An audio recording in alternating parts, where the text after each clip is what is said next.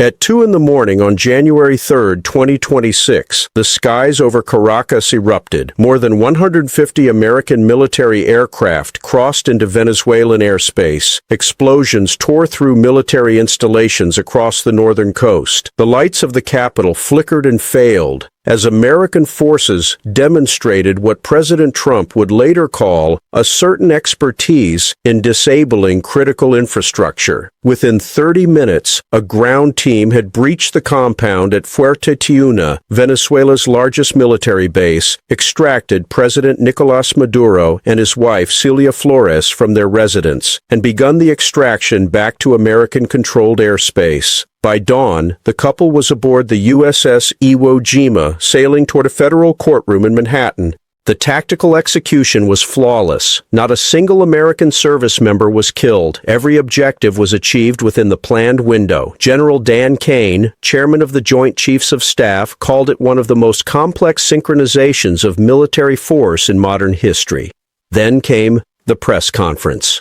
Standing in his Mar-a-Lago ballroom, surrounded by the architects of the operation, President Trump made an announcement that should have triggered alarm in every foreign policy establishment on the planet.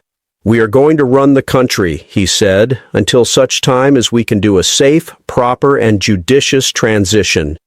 Run the country, a nation of 30 million people, the holder of the world's largest proven oil reserves, a strategic partner to China, Russia, and Cuba, a country the United States has no diplomatic presence in, no institutional knowledge of, and no apparent plan for." The military operation had been rehearsed for months. The aftermath, it appears, had not been planned at all. What followed over the next week was a cascade of contradictions, reversals, and improvisations that revealed an administration capable of extraordinary military precision and extraordinary strategic confusion.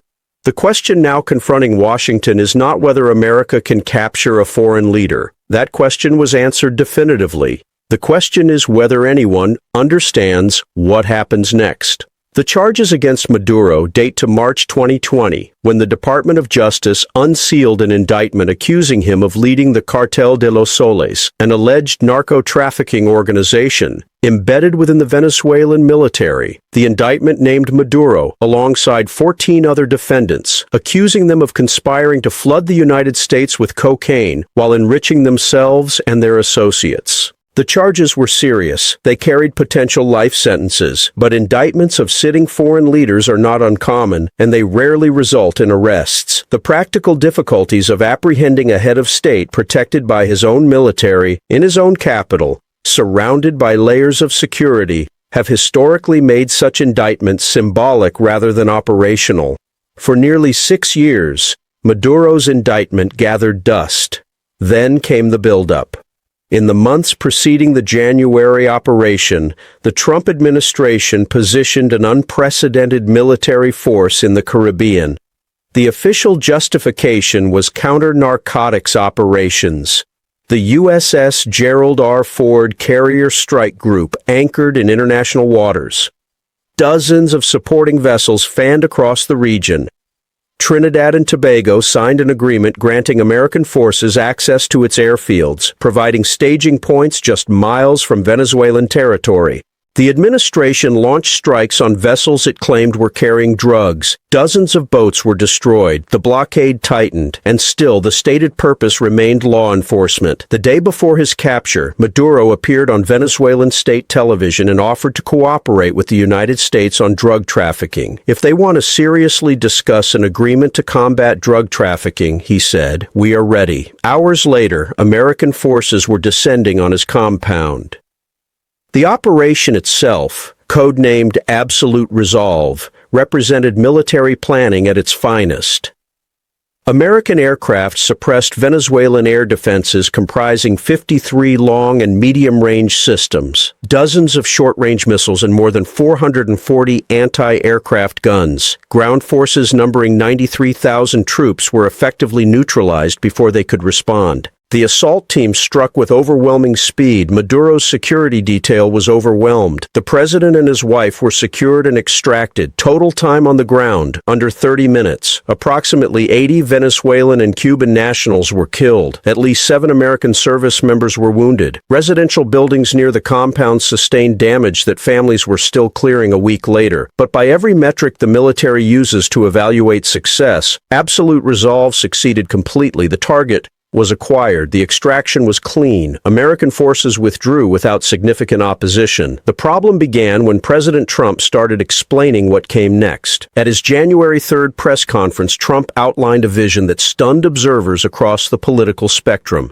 The United States would run Venezuela. A group would be designated to oversee the transition. American oil companies would enter the country, spend billions of dollars repairing the broken infrastructure, and start extracting wealth from the ground. That wealth would flow to the Venezuelan people, to former Venezuelans who fled abroad, and to the United States as reimbursement for damages caused by the Maduro regime. Trump expressed openness to an extended occupation. He was not afraid, he said, to deploy American troops on the ground. The operation would cost the United States nothing because oil revenues would cover every expense. He was asked about Maria Corina Machado, the leader of Venezuela's democratic opposition, the woman credited with organizing the campaign that won the 2024 election. Maduro refused to recognize. The Nobel Peace Prize laureate who had spent years fighting for the restoration of democracy.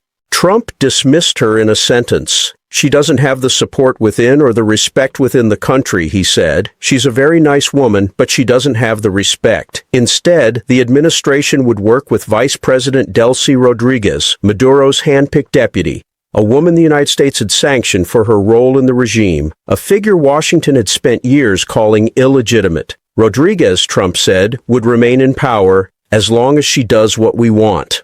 The next morning, Secretary of State Marco Rubio appeared on the Sunday news programs and delivered an entirely different message. The United States would not govern Venezuela, Rubio explained. America was not interested in the country's oil. What Washington was running was not the country itself, but the direction this is going to moving forward. The administration would structure policy. It would apply pressure. But occupation was not the goal. Asked directly whether he or other Trump officials would be running Venezuela, Rubio said he would be running policy. These statements cannot be reconciled. Either the United States intends to occupy Venezuela, extract oil, and administer the transition, or it intends to coerce the existing government from a distance. The first requires troops, administrators, legal frameworks, and years of commitment. The second requires a compliant local partner willing to implement American demands without American presence. The administration appears to have chosen the second path while refusing to abandon the rhetoric of the first, and the contradictions have only multiplied since. Trump said American oil companies would rebuild Venezuela's infrastructure, but no American oil company has announced investment plans. The legal framework governing foreign ownership remains unchanged. The contracts China signed with Maduro remain technically valid. The specialized refineries required to process Venezuelan heavy crude exist primarily in China, not the United States. Rubio said the United States was not interested in Venezuelan oil. Trump said oil revenues would reimburse American costs and create wealth for the Venezuelan people. Both men serve in the same administration. Both claim to speak for American policy. Rubio said the administration wanted democracy in Venezuela, but needed to deal with the immediate reality. Discussing timelines for elections was premature. Meanwhile, the Democratic opposition that fought Maduro for a decade has been sidelined in favor of his own deputy. The woman now leading Venezuela, Delcy Rodriguez, was sworn in as interim president on January 5th. Her initial statements were defiant. She called the American operation barbarity. She declared Maduro still the legitimate head of state. She denounced the kidnapping of 2 heroes. But she also extended olive branches. She invited the Trump administration to cooperate on shared development. She released political prisoners. She spoke of dialogue and respectful relations. American officials interpreted this as compliance. The public defiance, they believed, was for domestic consumption. The private cooperation was the real signal. This interpretation may prove correct. It may also prove catastrophic. Rodriguez does not control Venezuela through personal authority. She inherited a system built by Hugo Chavez and maintained by Maduro over 25 years. That system includes a military with more generals per soldier than any comparable force on Earth. It includes intelligence services that penetrate every level of society. It includes paramilitary groups called colectivos that control territory, distribute food, and enforce loyalty through violence. Every general has a stake somewhere. Mining concessions, port operations, oil distribution networks. The military does not just defend Venezuela. The military is the economy. Rodriguez can issue orders. Whether those orders are followed depends on calculations being made by dozens of power centers, each evaluating its own interests in the post-Maduro order. If they conclude that cooperation with Washington serves those interests, Rodriguez becomes an effective partner. If they conclude otherwise, she becomes a figurehead presiding over fragmentation. The Trump administration has bet the entire post-operation strategy on her capacity and willingness to deliver. That bet has not yet been tested by events. Venezuela sits atop 303 billion barrels of proven oil reserves, the largest repository on the planet. More than Saudi Arabia, more than Iran, Canada, and Iraq combined.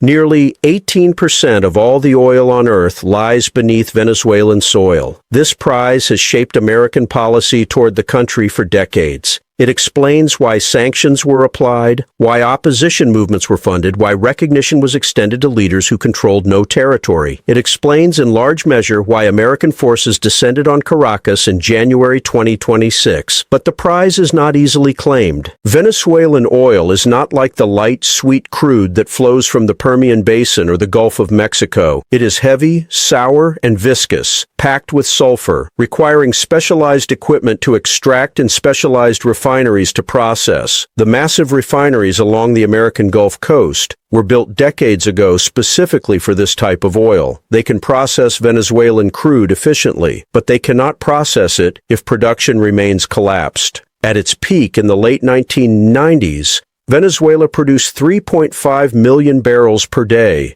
By 2025, that figure had fallen below 1 million. Infrastructure decayed. Equipment failed. Skilled workers fled. Investment stopped entirely once sanctions tightened and oil prices crashed. Restoring production to historical levels is not a project measured in months or even years. Industry analysts estimate it would require $180 billion in investment over 15 years. Even maintaining current output demands $50 billion. Trump said American oil companies would spend billions to fix the broken infrastructure, but American oil companies answer to shareholders who demand quarterly returns. They remember the nationalizations of 2006 and 2007. They understand that any investment could be swept away by the next government or the one after that. The legal framework governing oil contracts in Venezuela remains unclear. China signed agreements with Maduro worth tens of billions of dollars. Are those contracts valid under Rodriguez? Will American courts recognize them? Will Venezuelan courts? The answers determine whether investors can secure their capital, and no answers have been provided. Meanwhile, China has already built the infrastructure to process Venezuelan crude. Chinese refineries handle the heavy sulfurous oil that other nations cannot process efficiently. Of the roughly 900,000 barrels Venezuela exported daily before the American intervention, approximately 800,000 went to China. Secretary Rubio has stated that the United States does not want China controlling Venezuela's oil industry, but Chinese companies have the expertise, the capital, and the facilities. American companies have none of these advantages in the Venezuelan context. The irony writes itself. Washington launched an operation partly to counter Chinese influence in the Western Hemisphere. The result may be that American taxpayers fund reconstruction of an oil industry that continues shipping crude to China because No one else can process it. For 2 decades, Beijing poured money into Venezuela as Washington applied pressure. The relationship was symbiotic. China needed oil to fuel its industrial expansion. Venezuela needed cash to sustain Hugo Chávez's revolutionary project and then Maduro's survival. The loans kept coming, backed by guaranteed oil shipments that allowed Caracas to access revenues outside the dollar system entirely. By 2016, Venezuela owed China more than $100 billion in loans, debt, and capital investments. The China Development Bank alone extended $60 billion under oil for credit programs. State-owned China National Petroleum Corporation established joint ventures with Venezuela's PDVSA to develop the heavy crude deposits of the Orinoco Belt. Chinese companies built telecommunications networks. ZTE developed the Homeland Card, the national ID system Venezuelan citizens use to access state subsidies. Belt and road investments funded rail, road, and port projects across the country. This infrastructure does not disappear because Maduro is in a New York jail. The contracts remain on the books. The investments remain in the ground. The joint ventures continue operating. Hours before American forces captured Maduro, he was meeting with Chu Xiaoqi, China's special envoy for Latin American affairs, reaffirming the strategic partnership between their nations. The timing was not coincidental. It was a message. Beijing's response to the operation has been calculated. The Ministry of Foreign Affairs condemned the strikes as violations of international law and Venezuelan sovereignty. Officials demanded Maduro's release. But China has taken no retaliatory action, imposed no costs, withdrawn no investment. The Chinese strategy appears to be patience. Maintain relationships with whoever governs. Position for advantage regardless of political outcome.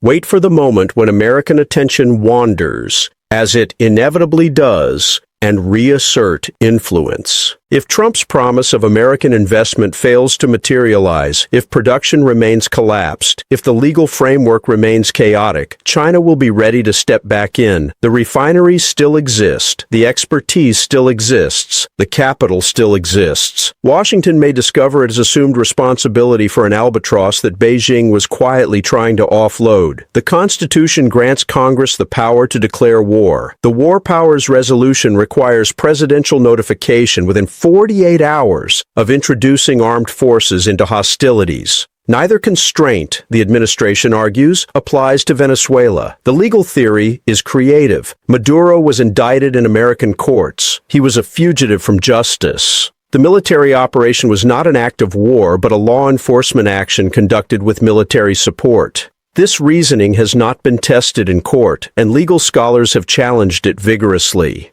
Professor Mary Ellen O'Connell of Notre Dame Law School called the characterization spurious. The operation involved bombing military installations, suppressing air defenses, and killing dozens of foreign nationals. Whatever legal framework applies, she argued, it is not the one governing arrest warrants. Senate Minority Leader Chuck Schumer called the decision to launch military action without congressional authorization reckless. Senator Tim Kaine and Senator Rand Paul announced they would bring a War Powers resolution to the Senate floor. The administration's response has been to assert that presidential authority in national security matters is essentially unlimited. Deputy Chief of Staff Stephen Miller explained the position succinctly. "We're a superpower," he said. Superpowers act. This is not a legal argument. It is a statement of capability. The distinction between what a nation can do and what it may lawfully do has historically proven consequential, though rarely in the immediate aftermath of successful operations. Congress has the power to reassert its constitutional role. Nothing in recent history suggests it will. The coalition that condemned the American operation extended far beyond the usual critics. Brazil, the largest economy in Latin America, delivered one of the most forceful responses. President Lula da Silva called the intervention an unacceptable line that had been crossed. He warned it represented the first step toward a world of violence, chaos, and instability, where the law of the strongest prevails over multilateralism. Mexico's president stated that the strikes breached the United Nations Charter. Colombia's president, a former guerrilla fighter, ordered mobilization along the border and warned he would take up arms if necessary should the United States threaten similar interventions. On January 4th, Brazil, Spain, Chile, Colombia, Mexico, and Uruguay issued a joint statement expressing profound concern and firm rejection of the military actions. They described Latin America as a zone of peace and warned against foreign appropriation of natural resources. These are not hostile nations. These are democracies that refuse to recognize Maduro's contested election victory. They have no sympathy for the regime Washington decapitated. And yet, they united in condemnation. The United Nations Security Council convened at the request of China, Colombia, and Russia. Venezuela's representative framed the stakes clearly. Today it is not only Venezuela's sovereignty at stake, but the credibility of international law, the authority of this organization, and the principle that no state can set itself up as judge, party, and executioner of the world order. Trump declared that American dominance in the Western Hemisphere will never be questioned again. The regional response suggests the opposite. The questions have multiplied. Comparisons to Iraq emerged immediately, and the administration has worked aggressively to reject them. The strategy in Venezuela, supporters argue, is designed specifically to avoid Iraq's mistakes. Washington destroyed the Iraqi government, disbanded the military, and attempted to rebuild from scratch. The result was catastrophe. In Venezuela, the administration has done the opposite. It removed the leader, but left the structure intact. It threatens force, but does not occupy. It demands compliance, but does not administer. This is not nation building. The argument runs. This is regime decapitation, followed by coercion.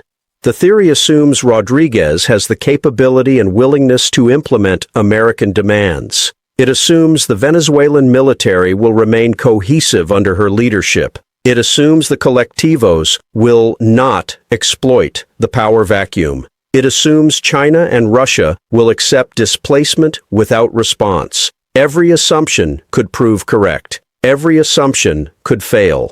The relevant question is not whether Venezuela is identical to Iraq. It is whether an administration that has articulated no clear end state, no timeline, and no governance plan is better positioned than previous administrations to manage the aftermath of regime change.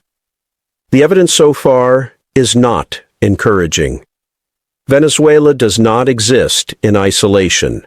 The operation fits a pattern the Trump administration has established. Days after Maduro's capture, Trump renewed threats against Greenland. The United States would do something there whether they like it or not. Acquiring Greenland, he suggested, might be more important than preserving NATO. Cuba, Trump said at his press conference, faces a similar situation to Venezuela. Secretary Rubio warned that if he lived in Havana and was in the government, he would be concerned. Colombia's president received threats after criticizing the operation. Iran's protests prompted Trump to declare that if Tehran violently kills peaceful protesters, America will come to their rescue. The administration has styled this approach the Donroe Doctrine. American dominance in the Western Hemisphere will never be questioned again. The pattern suggests Venezuela was not an isolated action but the opening move in a broader campaign. The success of the military operation may embolden further interventions. The complications of the aftermath may not become apparent until commitments have been made that cannot easily be reversed. 1 week after the operation, the situation in Caracas remains fluid. Rodriguez has released political prisoners. At least 18 detainees have been freed, though human rights groups estimate more than 800 remain imprisoned. The releases may reflect genuine accommodation. They may reflect tactical delay. The Venezuelan military has not fractured. It is not clearly aligned with any faction either. The defense minister remains in place. The intelligence services continue operating. The colectivos patrol their territories. American officials have indicated that stabilizing Venezuela could take much longer than a year. Secretary Rubio will not discuss timelines for elections. The Democratic opposition remains sidelined. The woman leading the country is the one Washington sanctioned for enabling Maduro's dictatorship. Oil production has already declined. PDVSA has reduced output in response to the continued American blockade. Joint ventures with Chinese companies have cut production. The infrastructure Trump promised American companies would rebuild has not received a single announced investment. And the man at the center of it all, Nicolás Maduro, pleaded not guilty in a Manhattan federal courtroom. His trial will unfold over months or years while the country he ruled transforms in ways no one can predict. The operation to capture Maduro was tactically brilliant. No reasonable observer can dispute this. The synchronization of forces, the maintenance of surprise, the extraction of the target, the minimal American casualties. Military planning at its finest. But tactical brilliance is not strategic wisdom. The United States removed a leader without articulating who would replace him. It promised to run a country without explaining how. It dismissed the Democratic opposition in favor of the dictator's deputy. It threatened adversaries with further action while lacking bandwidth to manage the first. Trump declared American dominance will never be questioned again. The questions have already begun. China invested $100 billion in Venezuela and watched that investment produce diminishing returns. Now Washington has assumed responsibility for a country Beijing could not fix with unlimited capital and 2 decades of effort. The helicopters have departed. Maduro awaits trial. Rodriguez sits in the presidential palace. Somewhere between Trump's declaration that America will run Venezuela and Rubio's assurance that it will not, 30 million people wait to learn their fate. This is not the end of a story. It is the beginning of one no one planned to write. The most powerful military in human history achieved every objective it set. The most complex political challenge of the decade awaits anyone willing to address it. The distance between those realities will determine whether Venezuela becomes a success or a cautionary tale. Right now, it looks like no one has decided which outcome they are pursuing, and in the absence of a plan, events have a way of making the decision for you. The occupation no one planned for has begun. What comes next depends entirely on whether anyone starts planning now. Consider what success would actually require. The Venezuelan economy has contracted by 75% over the past decade. Hyperinflation destroyed the currency. Basic services barely function. Electricity blackouts are routine. Clean water is scarce in many areas. The healthcare system has collapsed. Malnutrition affects children at rates not seen since the worst humanitarian crises of the late 20th century. 6 million Venezuelans have already fled the country, one of the largest refugee crises in modern history. Colombia absorbed millions. Peru, Ecuador, Chile, and Brazil took in millions more. The United States saw Venezuelan asylum seekers at its southern border in unprecedented numbers. Stabilizing this situation requires more than military force. It requires investment in infrastructure, restoration of public services, reform of institutions, and above all, political legitimacy that commands public trust. The administration has articulated no plan for any of this. Trump said oil revenues would finance reconstruction. But oil revenues require oil production, which requires investment, which requires legal certainty, which requires stable governance. The circularity of the argument has not been addressed. Rubio said the administration needs to deal with immediate reality before discussing long-term transitions. But immediate reality includes 30 million people who need to eat, find work, access health care, and believe their government represents something other than foreign coercion. The Democratic opposition has been sidelined. Maria Corina Machado, the woman who organized the campaign that won the 2024 election, has been dismissed as lacking respect. Edmundo Gonzalez, whom the United States recognized as the legitimate winner of that election, has not been installed. Instead, Washington has embraced Delcy Rodriguez, a sanctioned member of the regime it spent years calling illegitimate. The message to Venezuelans is clear. America did not come to restore democracy. America came to install a government that would do what Washington wants. That message has consequences. If Venezuelans perceive the new order as American colonialism by another name, resistance will grow. The colectivos, the armed groups that control significant territory, could transition from enforcers of the old regime to insurgents against the new one. The military, whose loyalty remains uncertain, could fracture along factional lines. The stability the administration claims to seek could unravel precisely because of the methods used to achieve it. History offers uncomfortable precedents. When the United States removed Manuel Noriega from Panama in 1989, the operation was swift and successful. American forces neutralized Panamanian resistance within days. Noriega was captured and brought to Miami for trial.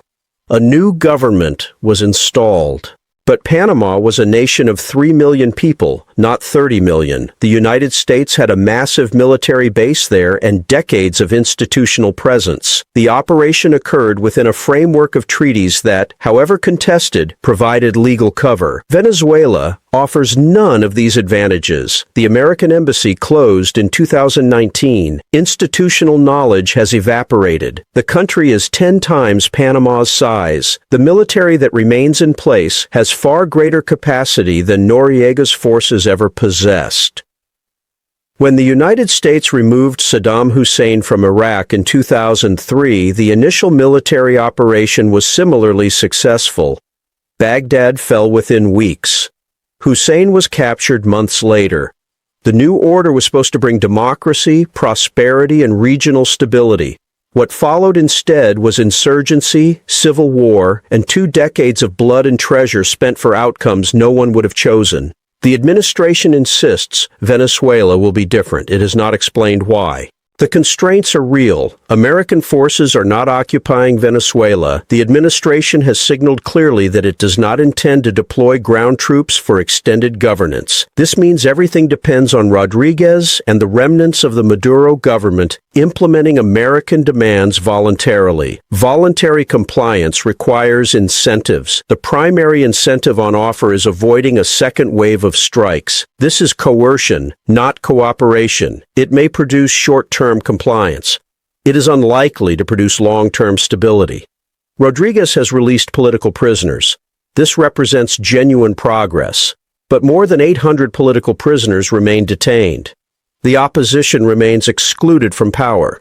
The elections that would confer legitimacy remain unscheduled. If the administration maintains maximum pressure indefinitely, it assumes responsibility for every failure of governance in Venezuela. If services collapse, if the economy worsens, if refugees flow north in greater numbers, Washington will bear the blame because Washington claimed to be running the country. If the administration reduces pressure and allows Venezuela to chart its own course, the regime structure remains in place. Rodriguez or her successors could reassert independence.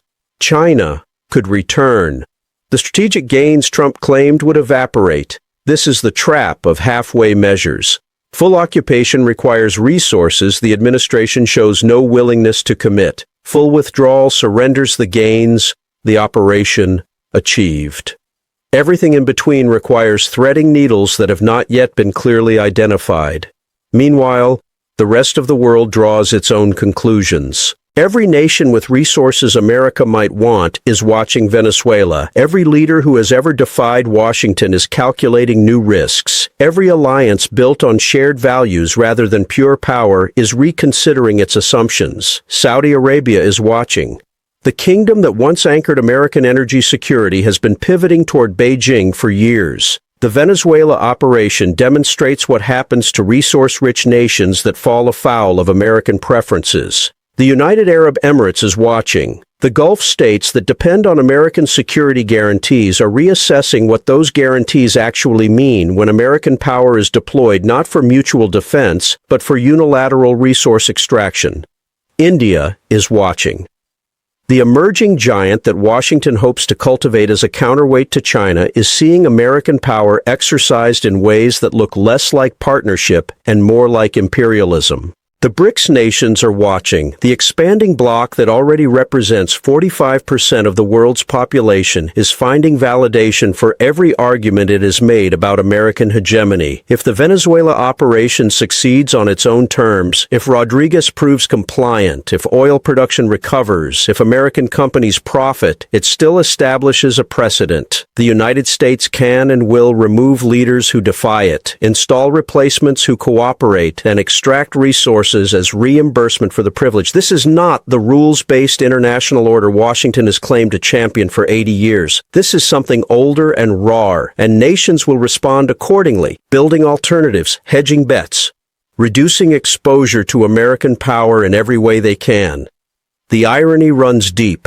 President Trump ran for office, promising to end forever wars and nation-building abroad. His supporters cheered the rejection of interventionism that had cost trillions of dollars and thousands of American lives. Venezuela is not Afghanistan or Iraq. Not yet. But the logic that drove those interventions, the certainty that American power could reshape foreign societies, the confidence that military success would produce political success, the dismissal of local complexities in favor of grand strategic visions, all of it is present in the Venezuela operation. The difference is ambition, not kind. Afghanistan was supposed to eliminate terrorism. Iraq was supposed to transform the Middle East. Venezuela is supposed to secure oil and counter Chinese influence. Each vision assumed that removing a hostile leader would solve the underlying problem. Each discovered, or is discovering, that removal is the easy part. The hard part is everything that comes after.